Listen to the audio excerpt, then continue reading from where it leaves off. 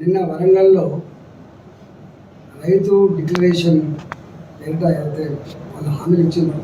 నేను హామీలు ఇవ్వద్దని అనట్లే, కానీ ఆచరణ యోగ్యం కానీ హామీలు ఇవ్వద్దని రైతులు అంటారు.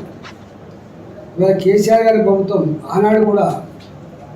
ఆనాడు కాంగ్రెస్ పార్టీ ఎన్నికల మేనిఫెస్టోలో 2 లక్షల రూపాయలు ఎట్ ఎ టైం మాఫీ చేస్తామని చెప్పి వాళ్ళ మేనిఫెస్టో. కేసీఆర్ గారు 1 లక్ష రూపాయలు మాఫీ చేస్తామని చెప్పి వారు 3.5 సంవత్సరాలు గడిచినప్పటికి కూడా 1 లక్ష రూపాయల రుణమాఫీలో ఇప్పటి వరకు మాఫీ చేసింది కేవలం ఒక 5 లక్షల ఫార్మర్లకు 25,000 రూపాయలు చొప్పున మాత్రమే మాఫీ చేసిందని చెప్పి వాళ్ళు లెక్క చెప్తారు.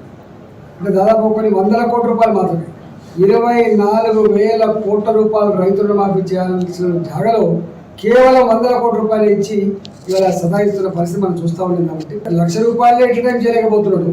2 లక్షల రూపాయలు చేయడం అనేది సరే చెప్పడానికి బాగానే ఉంటుంది.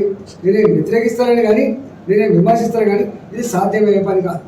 రైతు రుణమాఫీ చేయకపోవడం వల్ల రైతులే ఆ వడ్డీల కట్లకి చచ్చిపోతున్నారు. వడ్ల పైసలు రాగానే చెక్కలు లేగానే ఇలా పట్టుకునే పరిస్థితి వచ్చింది. కాబట్టి 2 లక్షల రూపాయల రుణమాఫీ ఎట్ టైం చేయడం అనేది అది ఇంపాసిబుల్ థింగ్.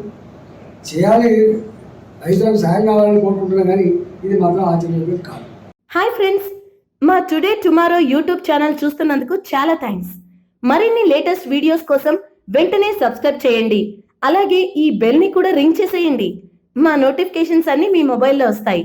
అలాగే మా వీడియోస్ మీకు నచ్చితే లైక్ చేయండి, షేర్ చేయండి, నచ్చకపోతే కామెంట్ చేయండి.